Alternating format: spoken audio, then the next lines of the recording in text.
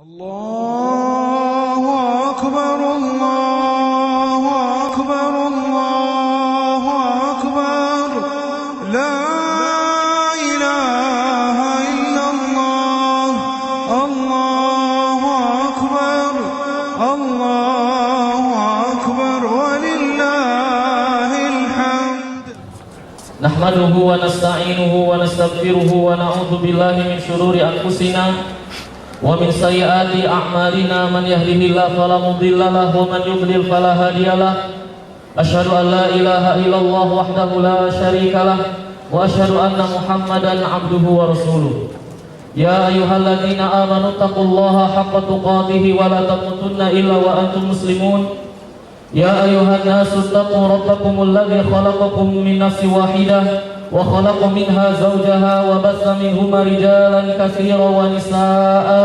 واتقوا الله الذي تساءلون به والأرحام إن الله كان عليكم رقيبا يا أيها الذين آمنوا اتقوا الله وقولوا قولا سديدا يصلح لكم أعمالكم ويغفر لكم ذنوبكم ومن يطع الله ورسوله فقد فاز فوزا عظيما أما بعد فإن أصدق الحديث كتاب الله وخير الهدى هدى محمد صلى الله عليه وسلم وشر الأمور محدثاتها فإن كل محدثة بدعة وكل بدعة ضلالة وكل ضلالة في النار. معاشر المسلمين والمسلمات رحمني الله وإياكم. الله أكبر الله أكبر الله أكبر لا إله إلا الله الله أكبر ولله الحمد. Hari ini kita panjatkan tahlil, tahmid, pujian kepada Allah Subhanahu wa taala. Hari ini kita menyaksikan syiar agama Allah Subhanahu wa taala. Dan mudah-mudahan kita termasuk orang yang mengagungkan syiar Allah. Wa may yu'azzim sya'airallah fa innaha min taqwal qulub. Siapa saja yang mengagungkan syiar-syiar Allah, sungguh itu adalah tanda ketakwaan yang ada di dalam hati. Saya mulai khutbah yang mulia ini dengan apa yang dimulai oleh Nabi yang mulia sallallahu alaihi wasallam. Siapa di antara jamaah yang memiliki urusan ingin beranjak, silahkan. Siapa yang ingin mendengarkan khutbah, silahkan. Tidak wajib. Itulah yang diucapkan oleh Nabi yang mulia sallallahu alaihi wasallam. Dan saya awali khutbah yang mulia ini dengan apa yang ma'thur min ashabir Rasul, dari apa yang diriwayatkan dari sahabat-sahabat Rasul sallallahu alaihi wasallam wa radhiyallahu anhum ajma'in. Taqabbalallahu minna wa minkum.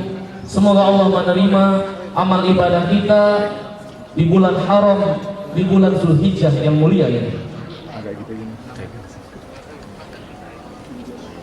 Kita saksikan syiar Allah yang terbesar adalah mereka yang pergi ke Arafah. Mau naikin gimana? Mau gini. Menunaikan ibadah haji rukun Islam yang kelima.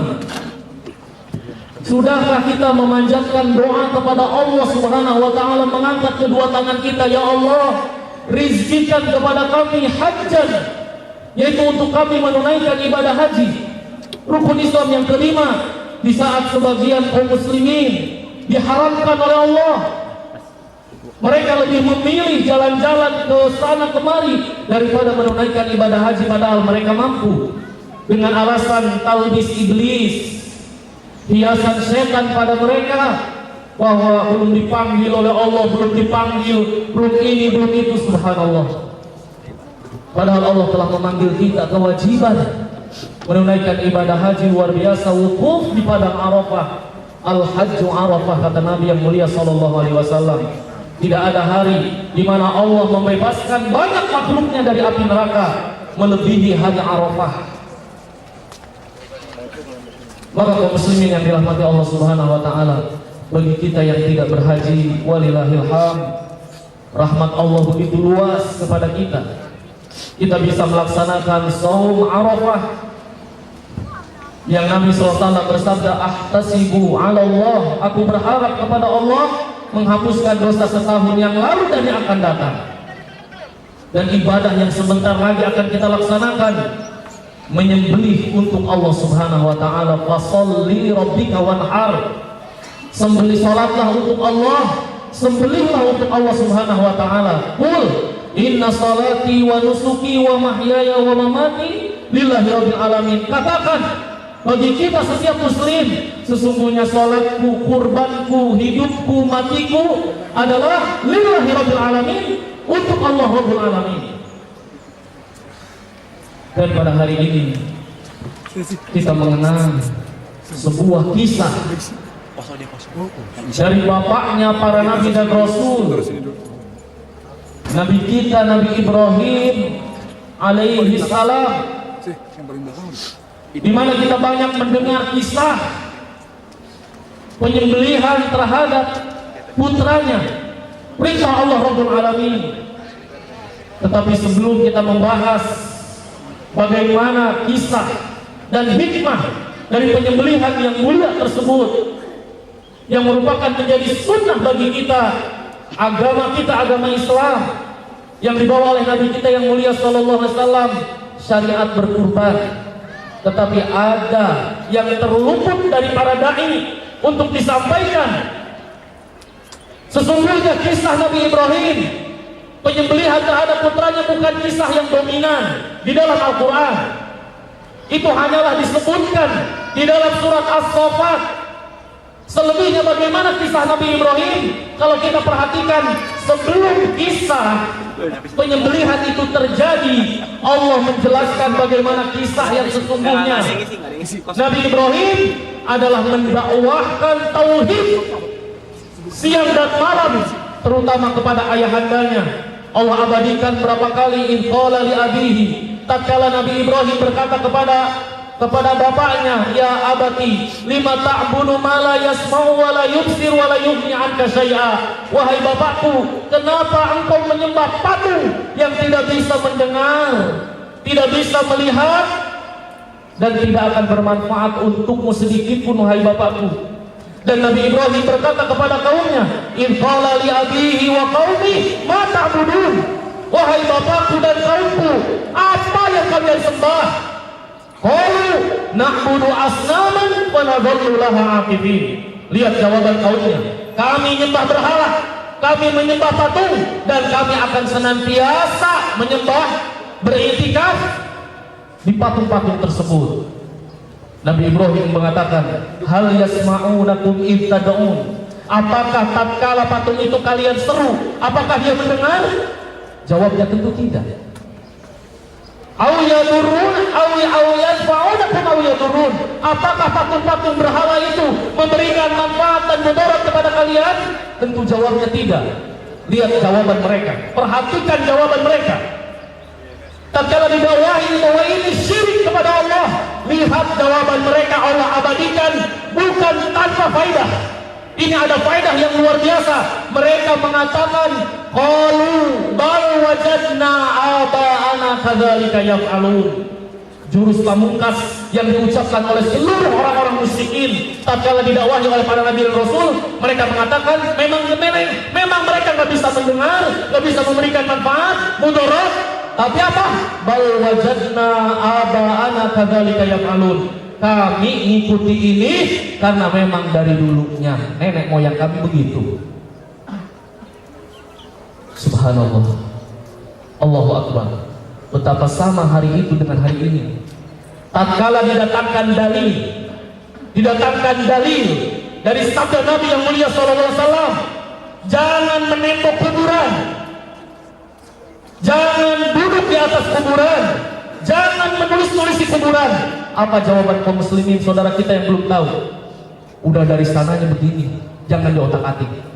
Subhanallah, sesungguhnya ini jawaban tidak ilmiah. Maka kaum muslimin yang dirahmati Allah Subhanahu wa taala, maka inilah inti dakwah para nabi dan rasul. Lihat surat Hud, lihat surat Al-A'raf. Allah memulai mengisahkan bagaimana kisah Nabi Nuh, kemudian Nabi Hud, Nabi Saleh, kemudian Nabi Syuaib, keempat nabi ini semua serempak mengatakan, ya qaumi ibudullah ma lakum min ilahin ghairuh. Sembahlah Allah, tidak ada ilah yang berhak disembah kecuali Allah Subhanahu wa taala. Maka kaum muslimin yang dirahmati Allah Subhanahu wa taala, inilah hendaknya yang menjadi pembahasan kita, yang menjadi prioritas kita di dalam berdakwah. Perbaiki akidah kaum muslimin. Betapa banyak mereka bergantung kepada keris, kepada jimat, batu akik disalahgunakan. Bagaimana benda-benda keramat, bagaimana angka 13 mereka anggap sial, bagaimana burung hantu disialkan, bagaimana burung gagak dianggap sial, bagaimana kucing yang begitu lembut dianggap binatang sial. Allahu Akbar. Dan ini kita saksikan dari kaum muslimin, dari zaman ke zaman para ulama menjelaskan,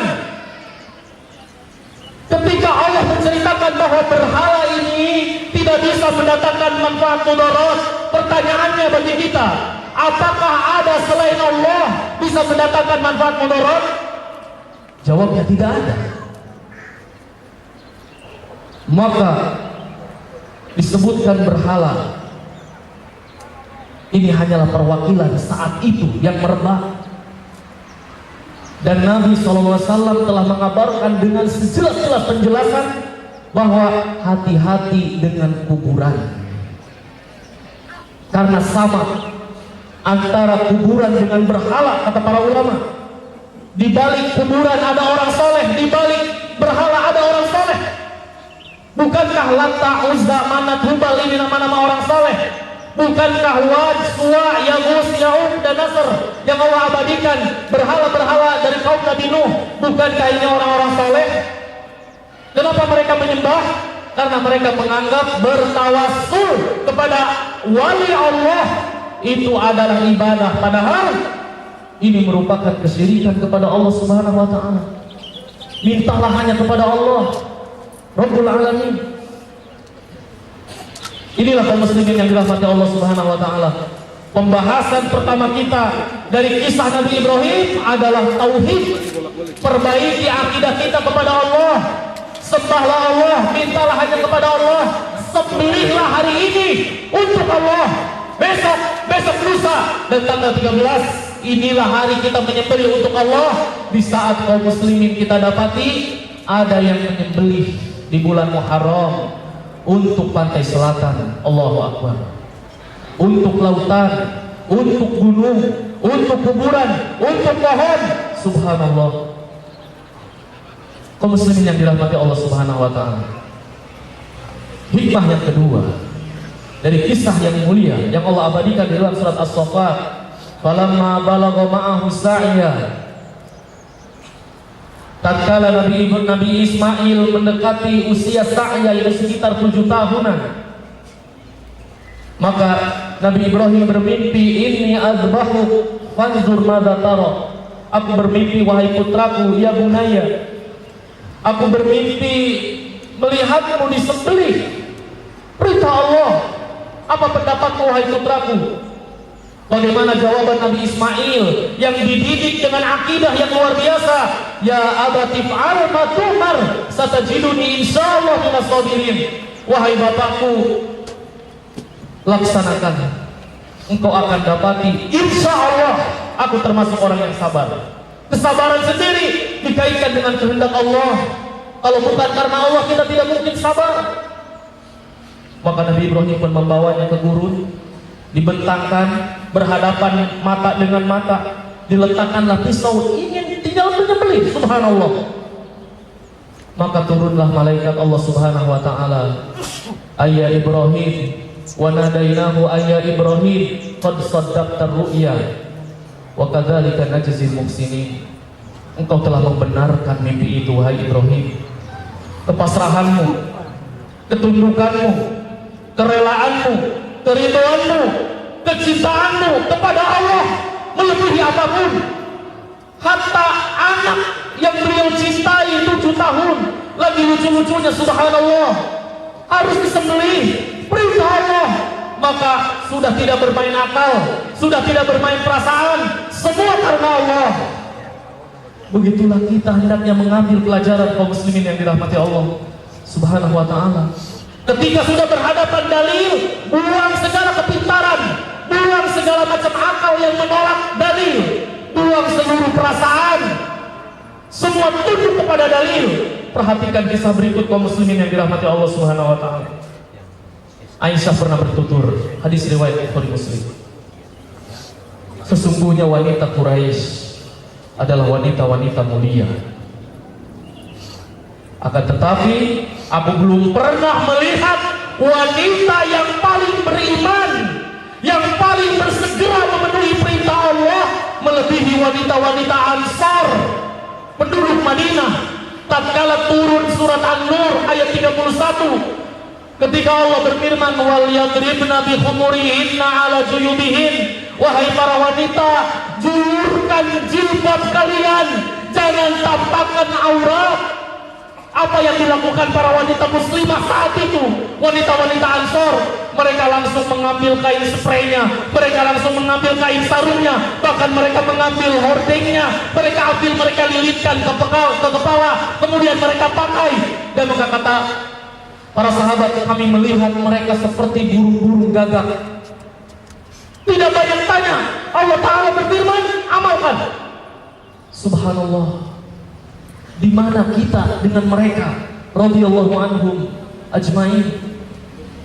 Allah ridha pada mereka dan mereka ridha kepada Allah. Tidak banyak tanya di saat kita lihat wanita muslimah hari ini. Allahu Akbar. Begitu menganggap remeh tentang aurat, yang ada menutup aurat dicibir, yang buka-bukaan dipuja-dipuji, subhanallah. Allahu Akbar. Bagaimana ketika ayat khamr turun? Ya ayyuhalladzina amanu innamal khamru wal maisiru wal ansabu wal azlamu rijsun min amali syaitan. Wahai orang beriman, sesungguhnya khamr, perjudian, mengundi nasib, memakai dadu, anak panah dan seterusnya adalah najis perbuatan setan. Fajtanibuh la'allakum tuflihun. Jauhilah dan kalian akan beruntung. Innama yuridu syaitanu an yuqi'a bainakumul adawata wal baghdha fil khamri wal maisir wa yasuddakum an dzikrillah wa anis shalah fa hal antum muntahun. Sesungguhnya setan selalu mengajak permusuhan, menjauhkan kalian dari salat, dari zikir kepada Allah. Apakah kalian berhenti dari minum khamar, dari bermaksiat? Apa yang dilakukan para sahabat? Umar bin Khattab berteriak, "Intahaina ya Rabb, kami berhenti ya Allah, kami berhenti," dan mengambil gentong khamrnya dilemparkan di jalan-jalan kota Madinah tanpa banyak tanya. Subhanallah. Mereka pasrah, samina wa ta'na. Inilah yang kita dapati dari kaum muslimin hari ini. Banyak bertanya dalil, tetapi bukan untuk diamalkan, subhanallah. Tapi untuk apa? Dipreteli, diakal-akali. Oh mungkin begini, maksudnya begini, ini tidak masalah. Contoh sederhana tentang jenggot, tentang isbal. Jangan isbal, kata Nabi, celana harus di atas mata kaki. Apa jawaban kaum muslimin? Silahkan bervariasi. Semua, padahal Nabi telah mengatakan khaliful majus, selisih majusi, biarkan jenggot. Subhanallah. Yang jadi topik kita bukan sesederhana jenggotnya, bukan, tetapi mana pengagungan kita kepada Nabi Sallallahu Alaihi Wasallam. Bagaimana kata Nabi, selisihi majusi, biarkan jenggot jangan dicukur. Adapun kumis potonglah, kata Nabi. Allahu Akbar. Dan setiap sarung celana di bawah mata kaki tempatnya di neraka, kata Nabi. Tapi apa jawaban kaum muslimin? Susahkah kita mengamalkannya? Apa jawaban kaum muslimin? Oh itu kan bagi yang sombong. Kalau nggak sombong nggak masalah. Oh itu kan hanya perkara luar, yang penting kan batinnya, yang penting hatinya. Allahu Akbar. Subhanallah. Maka kaum muslimin yang dirahmati Allah Subhanahu wa ta'ala, ini akidah yang harus kita jaga. Perhatikan kisah yang diriwayatkan oleh Imam Al-Bukhari. Subhanallah. Pelajaran yang ketiga yang bisa kita ambil dari kisah Nabi Ibrahim adalah tentang kesabaran. Kesabaran di dalam mengamalkan sunnah Nabi. mengamalkan ajaran Nabi sabar, penuh celaan, iya, dikatakan asing kata Nabi SAW. Maka kita butuh kesabaran di dalam mengajarkan, di dalam mengamalkan perintah Allah Subhanahu wa taala. Bagaimana Nabi Ibrahim sabar membawa anaknya. Tidak sesuai dengan hawa nafsunya, tapi sabar. Dan Allah Subhanahu wa taala berfirman, "Innama yuwaffas sabiruna ajrahum bighairi hisab." Sesungguhnya orang-orang yang sabar Allah akan berikan pahala tanpa batas. Ibnu Abbas berkata kepada muridnya Atha bin Abi Rabah, "Wahai Atha, lihat wanita hitam itu. Lihat wanita hitam itu. Dia penghuni surga, subhanallah. Dia penghuni surga, subhanallah." Ada apa dengan wanita itu? Ibnu Abbas menyebutkan wanita hitam itu kenapa?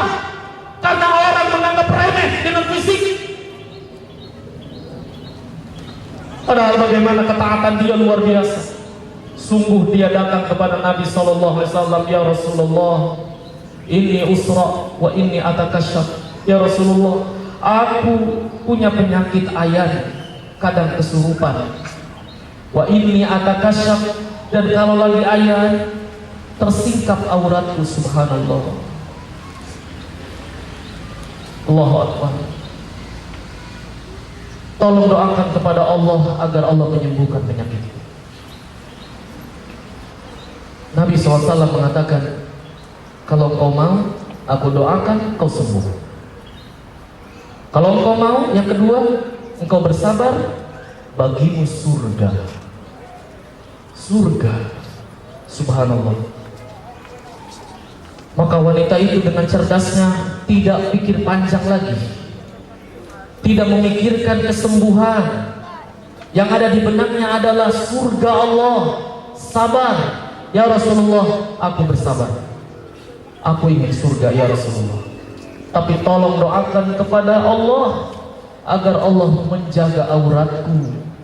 Allahu Akbar. Maka Rasulullah mendoakannya. Dia memilih sabar dengan penyakitnya. Takdir dari Allah Subhanahu wa taala. Maka sebagaimana takdir kauni, kita harus bersabar terhadap musibah, kita juga harus bersabar terhadap perintah Allah di dalam menjalankan segala, menjauhi segala bentuk larangan. Dan tolong ya Allah, ya Rasulullah, doakan kepada Allah agar auratku tidak tersingkap, subhanallah. Padahal kalau seandainya dia lagi sakit, terkapar di tengah jalan, dia kena penyakit ayan, sekalipun mohon maaf telanjang, tersingkap auratnya, demi Allah dia tidak berdosa. Tapi dia malu kepada Allah Rabbul Alamin, malu auratnya tersingkap. Ya Rasulullah, doakan kepada Allah. Lihat dengan kaum muslimah sekarang, seorang bapak tidak lagi cemburu melihat putrinya tidak berjilbab. Seorang abang, kakak tidak cemburu melihat saudarinya dibawa oleh laki-laki lain, subhanallah, yang bukan suaminya. Malam mingguan nonton dan seterusnya, Allahu Akbar. Tidak cemburu dengan kemaksiatan, tidak cemburu dengan aurat. Nabi mengatakan, la yadkhulul jannata dayyus. Tidak masuk surga orang yang tidak cemburu kepala keluarga, yang tidak cemburu melihat keluarganya berbuat maksiat, subhanallah. Kaum muslimin yang dirahmati Allah Subhanahu wa taala. Terakhir, saya wasiatkan untuk kaum wanita, subhanallah, di momen yang mulia ini. Nabi bersabda kepada para wanita, wahai para wanita, tasaddaq, sedekahlah kalian. Sedekahlah kalian, karena aku melihat kebanyakan penghuni neraka adalah kalian. Subhanallah. Kenapa? Karena kalian berbuat kufur kepada suami, subhanallah. Tidak pandai berterima kasih pada suami. Seketika para wanita muslimah mencopot antingnya, melepas gelangnya, melepas cincinnya, disedekahkan, diserahkan kepada Bilal bin Rabah. Ya Allah, Rasulullah SAW mengatakan, sedekahlah. Mereka seketika, subhanallah, Allahu Akbar, kesempurnaan luar biasa. kesempurnaan ketaatan, maka di momen yang berbahagia ini kaum muslimin yang dirahmati Allah Subhanahu wa taala, belajarlah kita menelaah, mempelajari, mengetahui dalil Al-Qur'an dan hadis sahih, amalkan, jangan banyak tanya. Amalkan, ada hikmahnya, alhamdulillah. Tidak tahu hikmahnya, alhamdulillah. Semua adalah demi ketaatan kepada Allah Rabbul Alamin. Ini pelajaran yang besar dari kisah Nabi Ibrahim alaihi salam. Mudah-mudahan Allah Subhanahu wa taala memberi kita taufik, memberikan kita keistiqomahan, dan memberikan kita ilmu dan amal soleh. Mudah-mudahan Allah Subhanahu wa taala memberikan kita, menunjukkan kepada kita yang hak adalah hak, yang batil adalah batil, sehingga kita mudah untuk menjauhinya. Mudah-mudahan Allah Subhanahu wa taala juga mengumpulkan kita kaum muslimin di dalam ukhuwah di atas sunnah Nabi yang mulia sallallahu alaihi wasallam. Wa akhiru da'wana anil hamdulillahirabbil alamin. Subhanaka Allahumma bihamdika asyhadu an la ilaha illa anta astaghfiruka wa atubu ilaik. Wassalamualaikum warahmatullahi wabarakatuh.